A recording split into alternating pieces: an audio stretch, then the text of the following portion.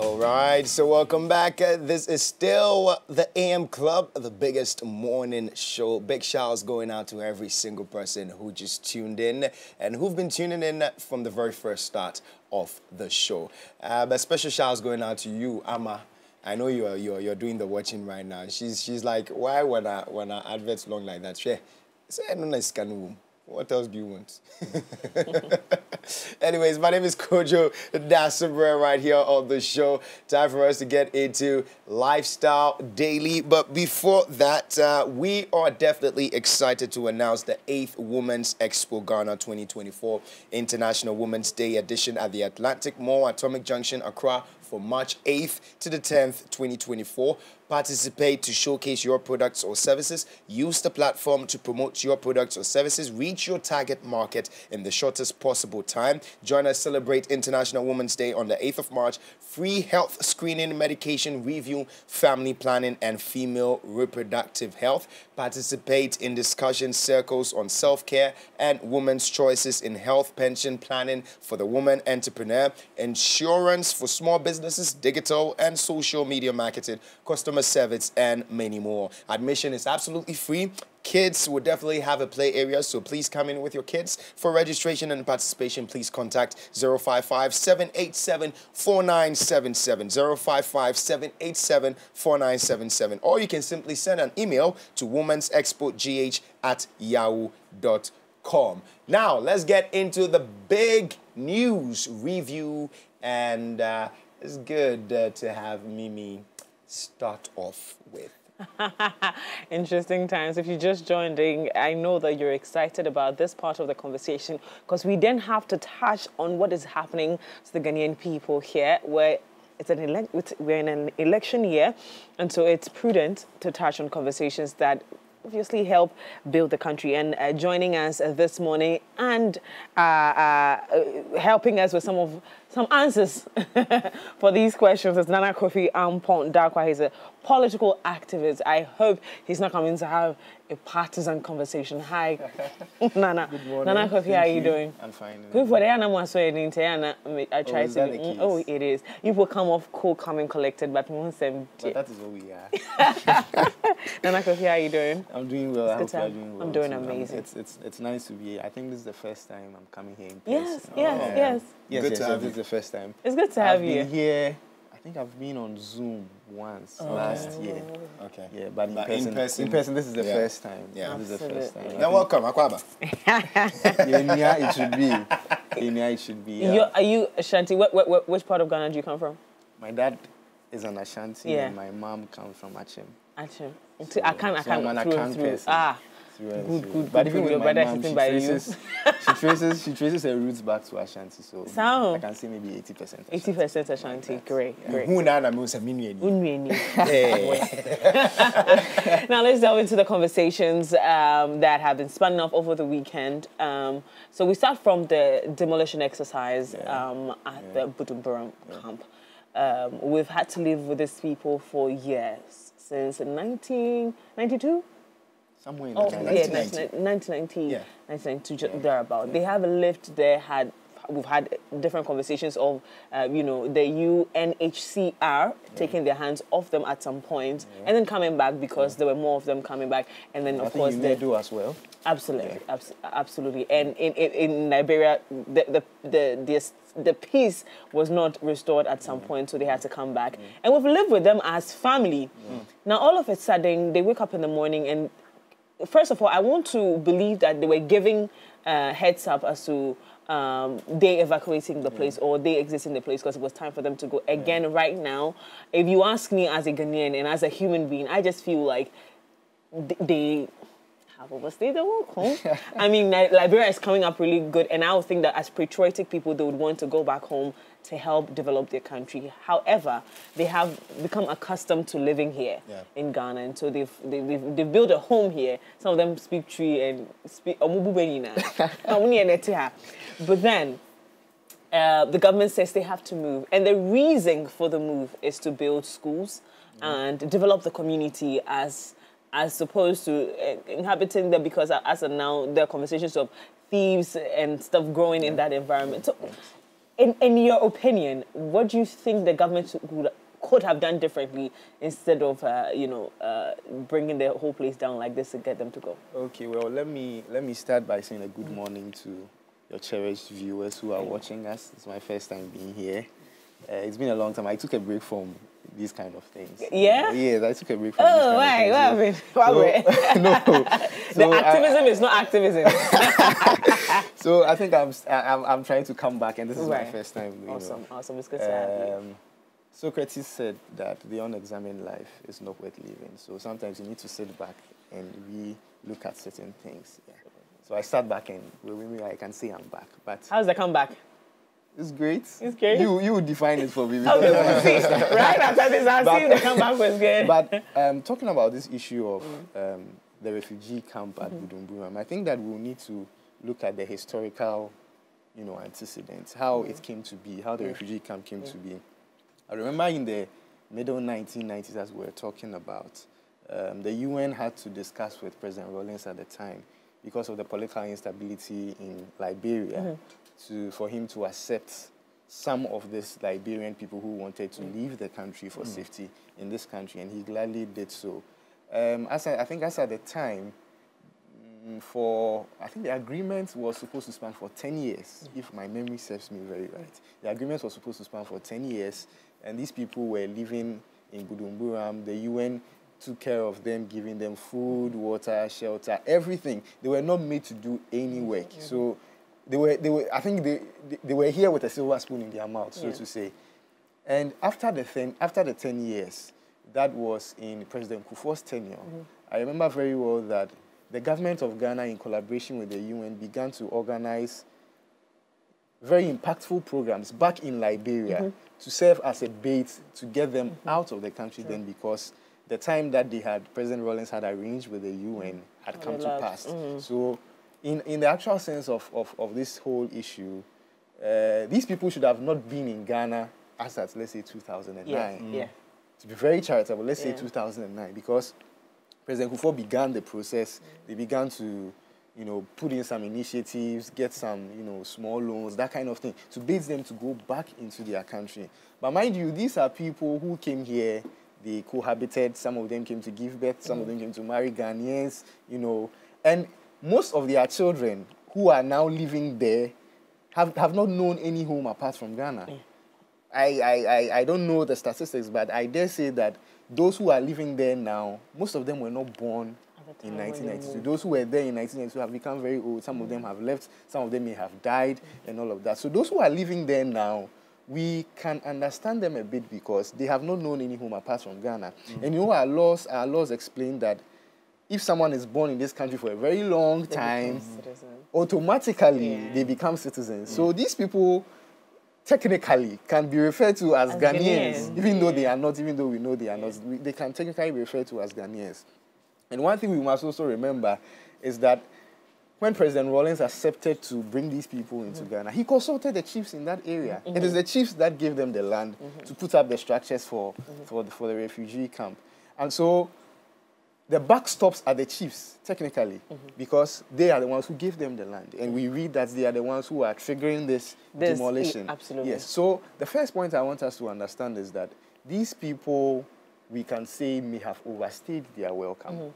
Because in the arrangement with the United Nations, they were supposed to stay for a period of 10 years. They have overstayed their welcome. And so it is right in the position of the chiefs to ask for them to leave. But, because of the circumstances that surrounded them coming in, you cannot just push them out like that. They have been, I'm sure a lot of gentle talks have taken place. They have been caressed. But I think push is getting to shove because certain unscrupulous people have taken advantage of the situation and are doing a lot of damage. I read a report from one of the media houses, and it indicates that when they go to the refugee camp, sometimes they find dead bodies, skeletons, and things in the rooms. And this is not the best. And it's becoming a crime scene, breeding a lot of criminals. Not to say that the criminals are the refugees, but criminals are people who always take advantage of certain situations. So, of course, there's crime everywhere. We could say that some of them are Ghanaians, some of them, of course, may be the refugees. But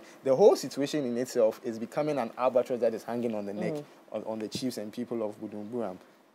Then later on, we learn that there are some road construction, and the government wants to take on certain projects in that area, and the refugee camp now has become a stumbling block, or let's say an encumbrance in the way of government to perform to undertake these projects. So if you were a chief there, what would you do?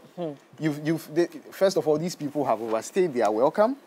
The second point is that they are making life unbearable for the citizens there.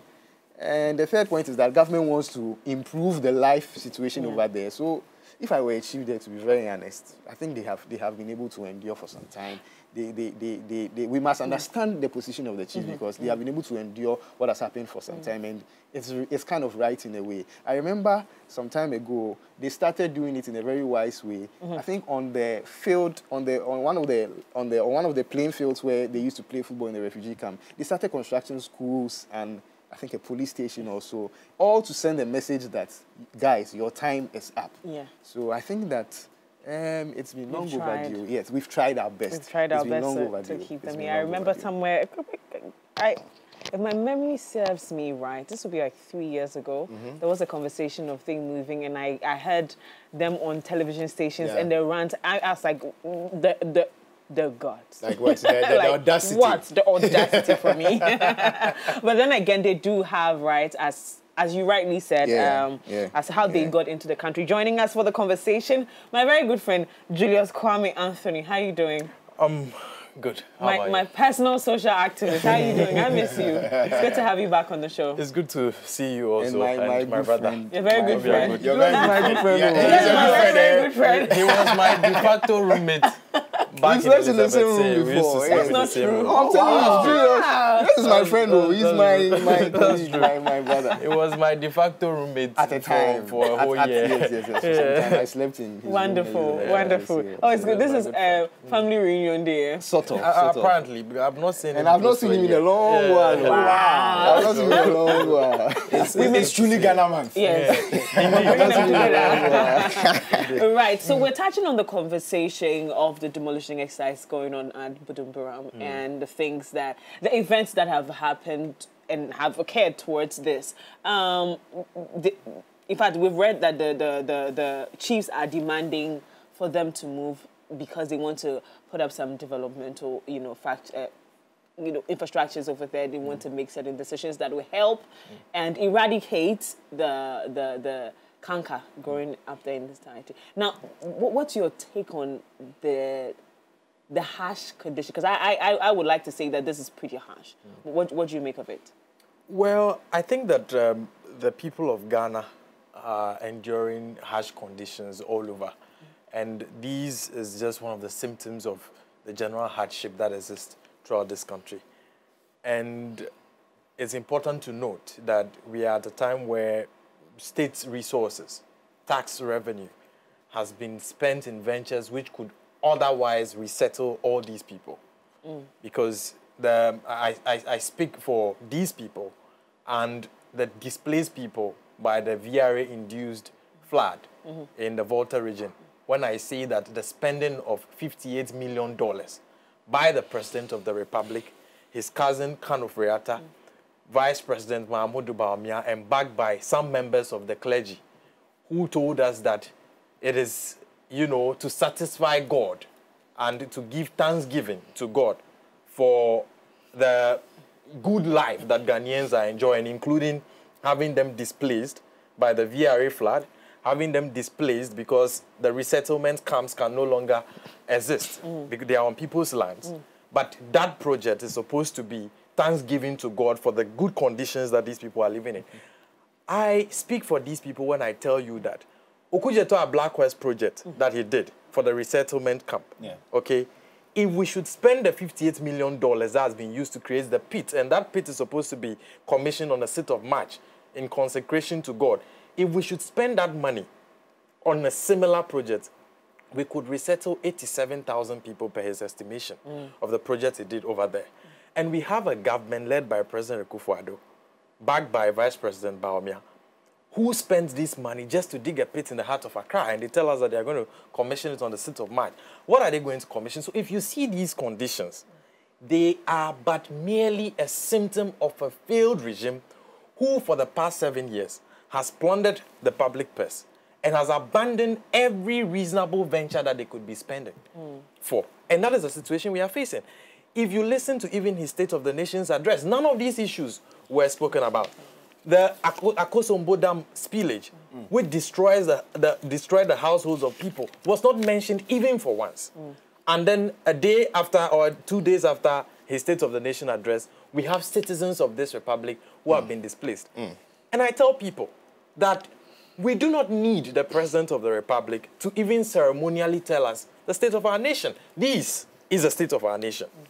People being displaced because for several years they've been on people's land on a resettlement agreement or whatever you call it, refugee status or whatever you want to call it. And we have a housing ministry, which for 7 years, what have they been doing? We have abandoned housing projects simply because they've not been started by President Akufo-Addo's administration. They're in the bush, untouched, you know. But if it comes to ventures like National Cathedral, where people's private interest would be linked to it, for example, the use of Finance Minister Kano Friata's insurance companies to insure the projects and all those things, the payment of monies to American companies that have links to people in the government that we cannot trace. Do we have facts to that? You know, come on, there are records to back that. I can produce them. Okay. And so if we have this situation and people are, people are, you know, displaced, then I do not think that the state of our nation is a good one. And I am not the one to tell these people that they are suffering under this regime. They know for a fact that they are suffering under. So we have not been serious with these situations. We have not been serious with our housing crisis. And the investments that this president made has been tailored towards two things. One, consumption expenditure, which they could leverage on as a political party. You could see during COVID period, they were sharing monies to their constituency youth organizers and those things. All these monies could have gone into resettling people in Ghana. And the deafening silence of the President of the Republic on even the VRA situation goes to reveal how much he doesn't care about these situations. Okay, when you touch on the VRA condition, I agree with you that there's more we could have done. Yes. But is it the government's responsibility to resettle the refugees? It Again, I want to put this into perspective that some of them were born in Ghana, which by right are Ghanaian. Yes. So some of them are Ghanaian. Yes. Others are not, but because they were moved here. Yes. So in your opinion, it's the responsibility of the government to... every government who agrees to give people refugee status has a responsibility to settle them. That is what is the practice worldwide. Unless my brother wants to tell us here that in the international community... But you do know that. You do know that as a noun. Please, let me land my point. Unless my brother wants to tell us, because I can see he's in a hurry to interject.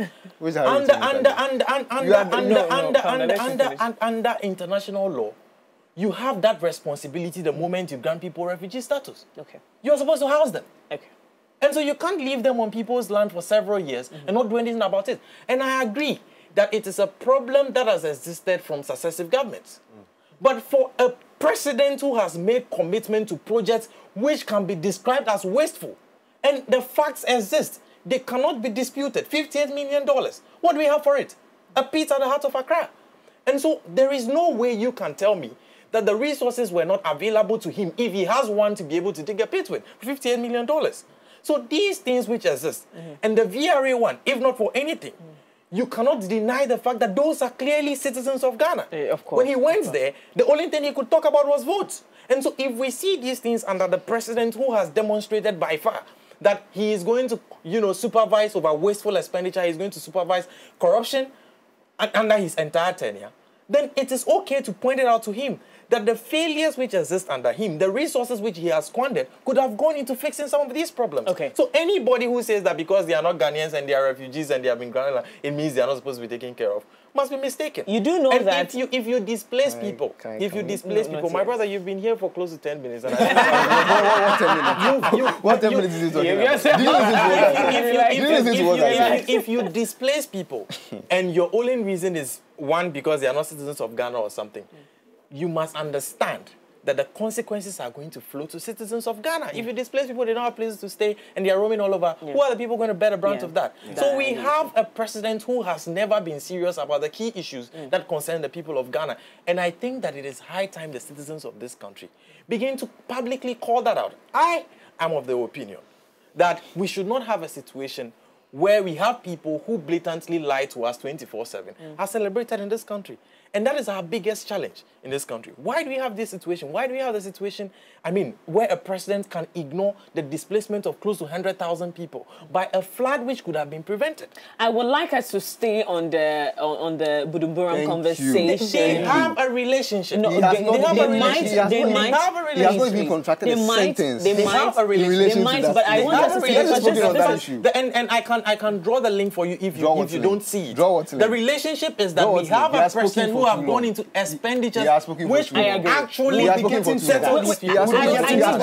Yes, we'll be getting And to it's not that. fair. The conversation It's not right fair. now. I'm going to let you talk. The conversation right now is Budumburam. And I have made And he that has not. clear. He has not said anything about Budumburam. What have you said about I Budumburam? have. What have you said No, about he's- Budumburam? he's spoken. You know, What has if- he has not if- said if anything you want about to take the Budumburam. responsibility of asking me the questions, all he has then been ask me doing the questions has and let been me to be answer them. purposely If you lament want to about take national the cathedral and things that are responsibility of immaterial to asking me this the questions, then conversation, you can what is he tell talking them about? so that they suspend their job. Then you ask me the questions that I Anthony, answer. you were asked the Guys, question hold on, about hold on, hold on, Budumburam. hold on. You were asked the question about Budumburam. Hold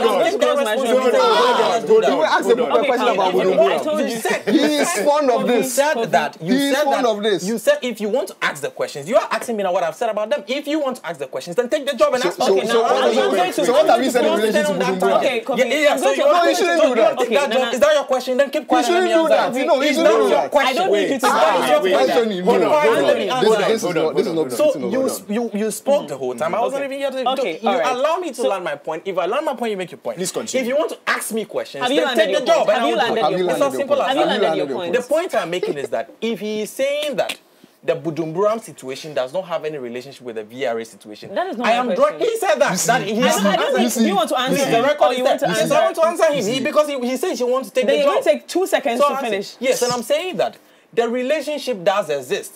Because if we have a housing crisis in this country, which I can agree that situation over there has been there from successive governments, you, as a government, has recorded the highest revenue accruals in the history of this republic. And you use them on projects like digging pits in the heart of Accra. My point is that if those resources have gone to the right places, including housing, we shouldn't have these situations. Okay, And now- so if you tell me that they don't have any relationship, and That's I'm telling fine, you it's that fine, that's you your have point. already sent And let's 87,000 go- people, you're saying I've not Let's go to spoken the on the issue. point What do you mean where by that? this Liberians have lived here with us already. But Yes. in fact, according to the conversation that was had before they came into the country, at a certain time they move back if Liberia is fine. Now it has elapsed. They have stayed here and now they're not the responsibility of the UNHCR. So they are supposed to move back to Liberia. Definitely. Is it the responsibility of the country to move them as a way of sending them back home, deporting them, or anything of that structure, to take them back home rather than just displace them so that they find their way around the country? That's the And I'd point. like you to answer to that too, so please. The keep it point. in. So the point there is that you have two responsibilities. One, if you accept people under refugee status, you're supposed to house them. Okay. That is the point number Right. one. What is the condition over there? Why are Ghanaians even messed up with the people as we speak? Ghanaians are even messed up with the people as we speak because of the housing crisis that I was talking about. Okay. And so if you do not do that and you cannot house the people, your other responsibility is to repatriate the people. Right.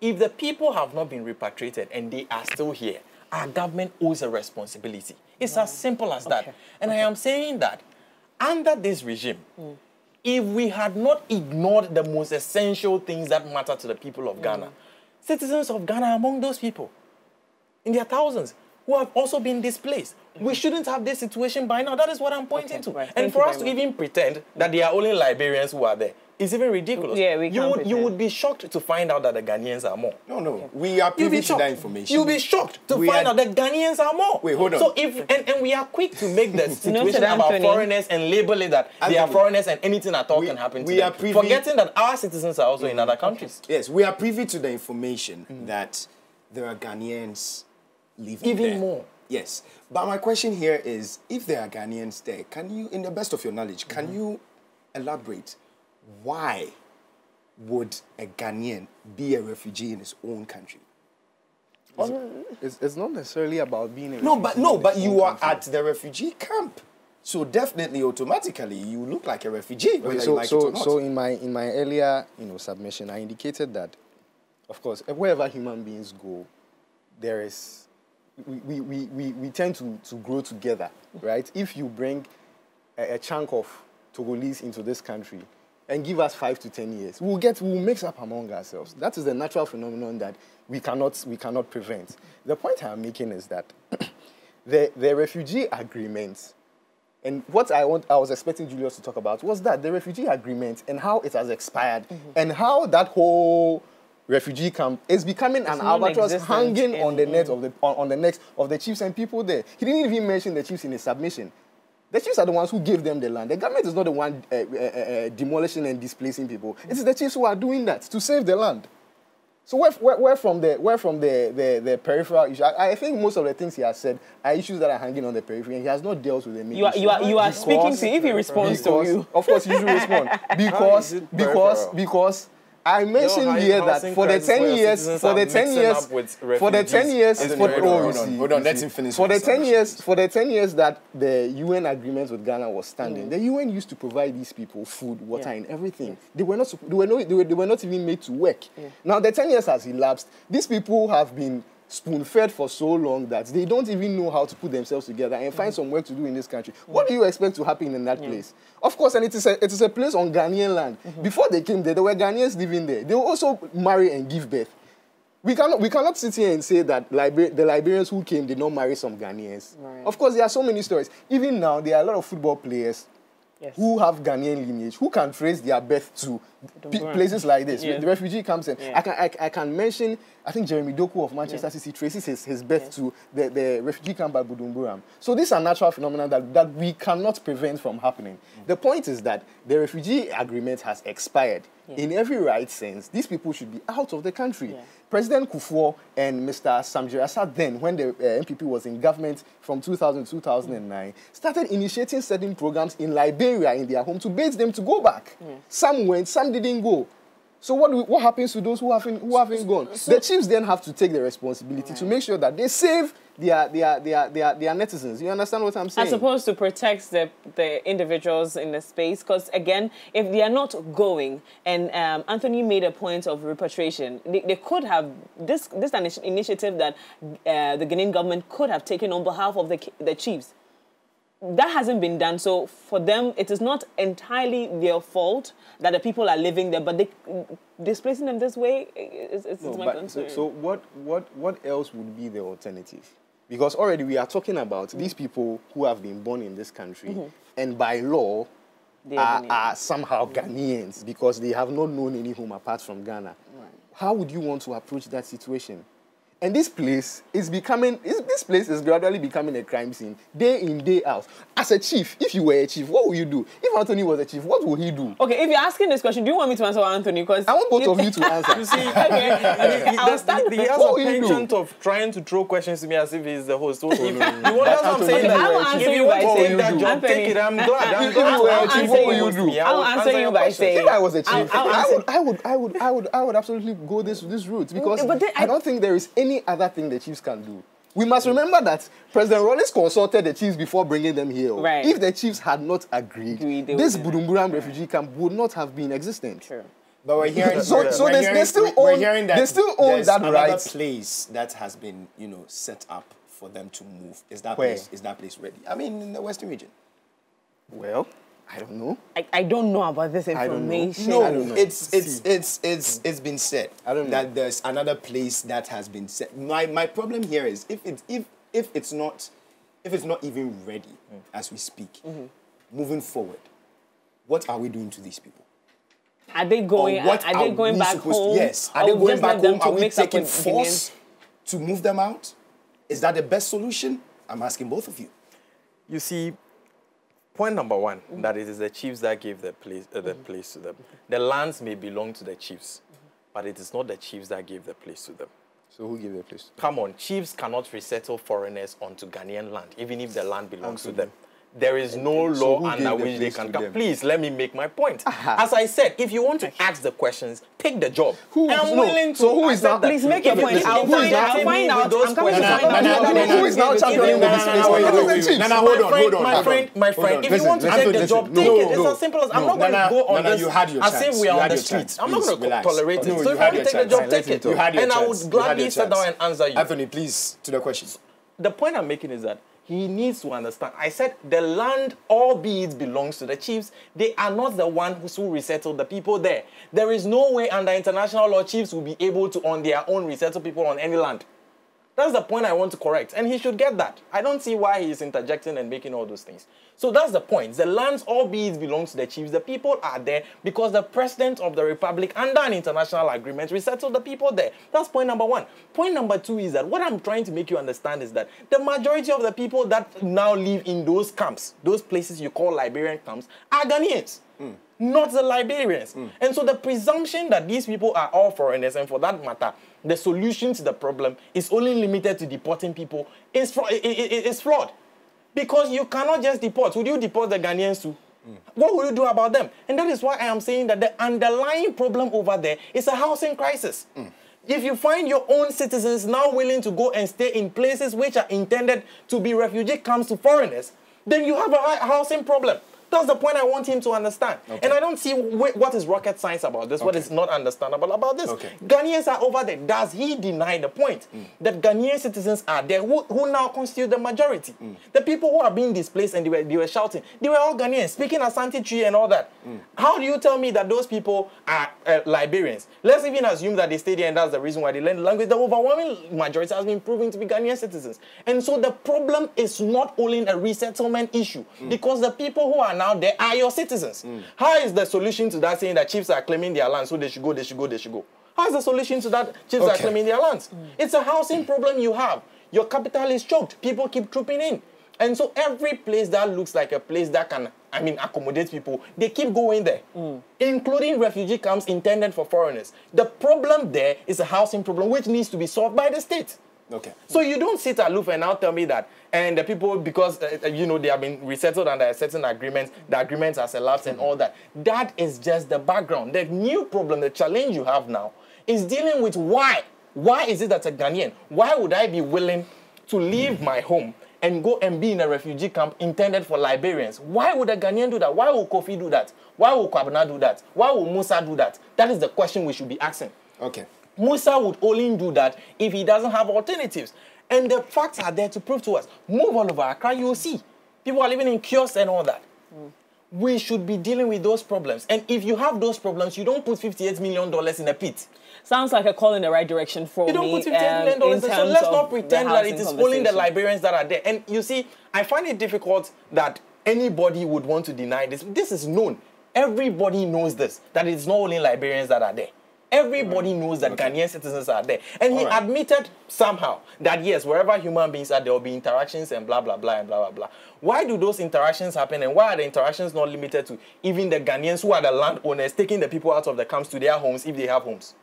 Okay. If I am a Ghanaian, foreigners are here, and for sexual relations, I have a relationship with a Liberian. Why is the Liberian not in my house instead? Why am I joining them in the camp? And the camp keeps getting congested. It is because you have a housing crisis. If you don't have a housing crisis, why are your citizens over there? So there is no point denying that the underlying problem is solving that. And I am telling you that we have records which tell us that even the resettlement which was done by the help of private organizations, CSOs, and the Member of Parliament for North Tongue, we could have resettled 87,000 people. Point noted. Based on the housing he has done over there. With the $58 million which has been squandered and wasted by President I think you've made your point. So I don't see us even, having the need to argue over this. It is not a you versus me problem. It is something which is so obvious that it is not even debatable. You've made your point. Well. Thank you so much. Nana, I want you to wrap up on this conversation, and what I need your help with is what you think is a solution, a better solution for the people that have been displaced right now, because clearly we've established that there are Ghanaians. If not for the Liberians, the Ghanaians, what is the situation?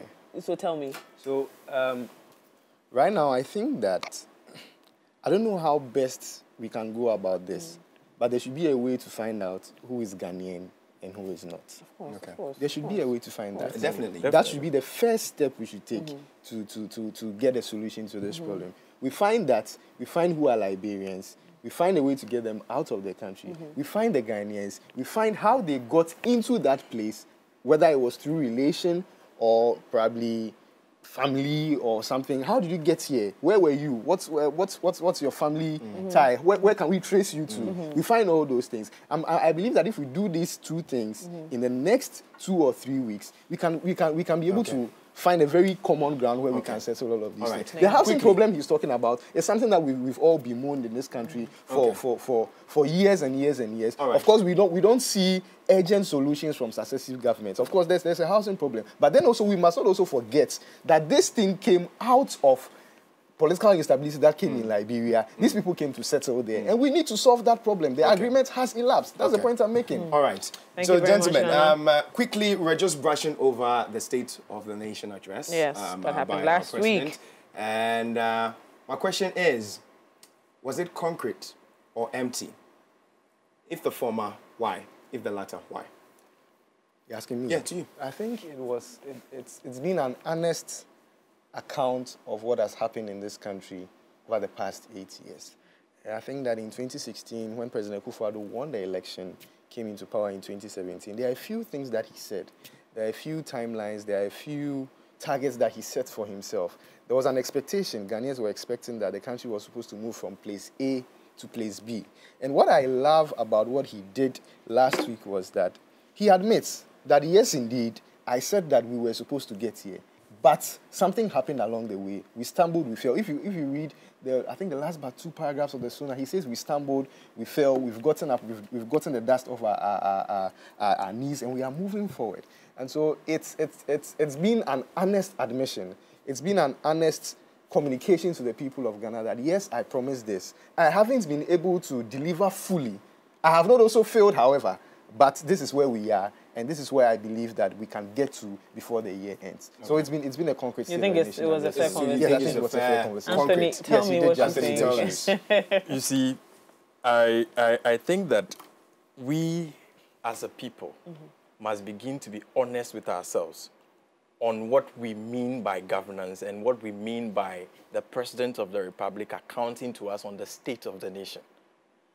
If it is merely about the president coming there to whitewash his vice president, who for 7 years has proven to be a total failure and all that, and later the vice president will say, per all indicators, we have done better than all successive governments and all that, then it's a total waste of our time. What is the state of Ghana as we speak today? One, let's take the economy, which has been the main background on which President Akufo-Addo and Vice President Bawumia rode to lead this country. You took this economy at a time where we had single-digit inflation, 9%, and took it all the way, as of last year, 54%, the highest in almost 3 decades. As we speak today, inflation is 23.4% as we speak. Food inflation is on the rise, 27%. Manufacturing and industry, and I'm very much concerned about manufacturing and industry because it is my understanding that he supports Mr. Alancho-Mantin, who was trade minister. I'm very interested in those areas and how they have performed because of that. You took that at a growth rate of 4.3% to negative 1.2%. Those are the statistics as per your own budget, your own 2024 budget. Those are the records.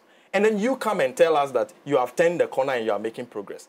And I don't understand how anybody here can tell me that it's an honest account when you still have Vice President Bawumia roaming about the country and telling the people that he has performed better than the previous government, which the facts do not back. The statistics do not back.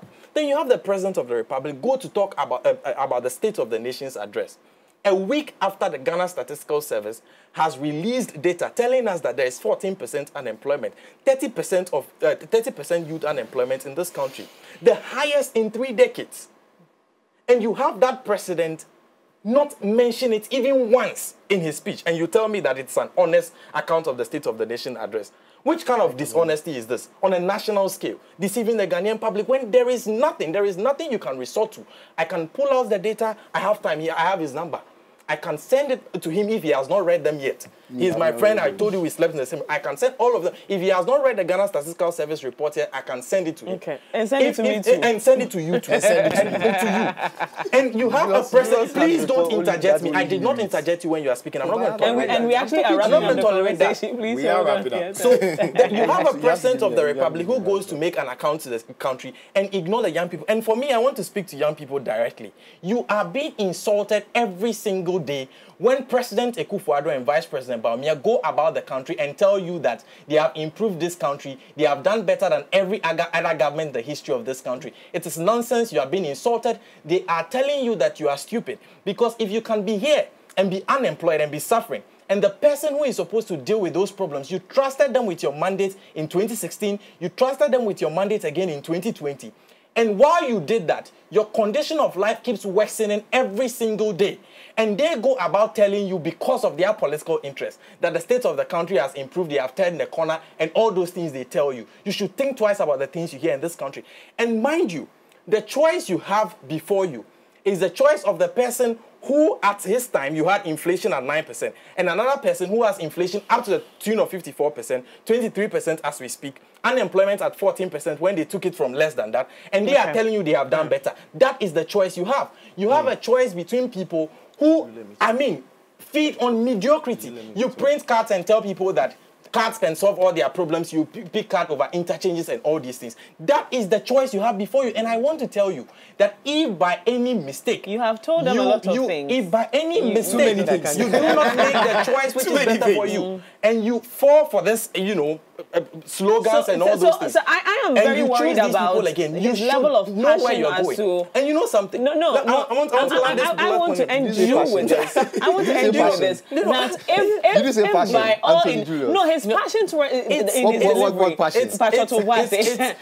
You have said on this platform several times that the Ghanaian youth, the Ghanaian people are being lied to. And so I get worried when I hear these things, because I'm like, so nothing good has happened. And especially with referring to the SONA, some of the things that were highlighted in the conversation, you don't think that there was any progress in those sectors. And we can pick the sectors one by one. And as I said, pick the sectors one by one. And we will refer to their own data. We will do this. My producer and I will sit down and have a conversation. And for you to come and review. Yes, you should. If you're willing, you can have it at one. I think it will be unfair. Yeah, I think it's very unfair to say. I'm not being unfair. Nothing has been done. I am being realistic. I'm being realistic. What have they done? So you are sitting on national television this morning to tell us that the past 8 years has been a complete regression. Are you telling me that the past 8 years has been a complete regression? You are very dishonest person to say that. All right, gentlemen, thank you very much. I was in the University of Ghana with you. You are telling us that 8 years has been a regression. You asked for the You guys were not fair to me. How are they not fair to you? How are they not fair to you? When I'm saying, you say no. To purposely lament over things that I find I think we have been very fair with you. If you don't make your own points, how do you blame them? To make your points. Which points did you make? It's unfair to me that you're telling me I didn't give it. Thank you so much, gentlemen. I'll have you back in the studio. You and I face to face. You will tell me if this country has done nothing. Okay, let's move on. All right, so thank you so much, gentlemen. Anthony, it was good seeing you again. And Anako, it's good to have you. Your very first time coming. Thank you. And this is how we love it. They shake hands after they made noise into my ears. He's my friend, though. He's my friend. But then again, we have great news for you. Thank you, Anthony. Thank you so much. We're moving on. You have not. Okay. You've made your point. Now, thank you so much, gentlemen. Now we're moving on. Mayeko has something great for you. Gentlemen. For over a year, Mayeko.com has been partnering with local NGOs to raise funds for charitable causes that improve communities and change life. As a social impact fundraising platform where we are amplifying our call for change and impact with amazing prizes to be won after making your donation. So donate, support weekly cleanups at the Labadi Beach or Ahaban Mobile Shelter for the less privileged for a chance to win a 2-night luxury stay at the Kempinski Hotel in Accra, Ghana. Donate to renovate the NICU and maternity wards at Vakbo Medical Center or Cornerstone Primary School for a chance to win 2-night luxury stay at the Bridgeview Resort in Akosombo. Donate to the Afrofuture Scholarship Fund or to renovate Anyenya JHS for the chance to win a 2-night luxury stay at Movenpick Ambassador Hotel. Go ahead and visit myco.com and follow the easy steps to donate for your chance to win our prizes. Myco is registered with the Ghana National Lottery Authority. Myco.com, empowering society to dream big. This promo is regulated by the NLA on the Caritas Lottery platform. Terms and conditions apply. Okay, MX24 and Travel with Drew presents Moments in Accra on Wednesday, 6th of March. We'll be headed to the forecourt of the State House for the Akplet Festival. But first, we're taking you on a fun and incredible tour of Accra. We kick off from 7 a.m. with a tour of the Kwame Nkrumah Museum and the Accra Museum. We'll make a stop at the Black Star Square for a photo shoot session, explore the Arts Center, and visit the Jamestown Lighthouse before heading to the ultimate cultural experience at the Akplet Festival with live music performances, a variety of food, of drinks, entertainment, and many more. The tour package comes with transportation, snacks, drinks, lunch, and entry fees for all the activities. Now listen to this. Sign up for only 500 Ghana cedis per person via mx24.app/travel or send a WhatsApp message to 059-229-2746. That's 059-229-2746 to sign up now. Moments in Accra is brought to you in partnership with Aquaba Travels, Navigate Ghana, and YFM, and hosted by Miss Drew. So, up next is The Plug. We'll be right back.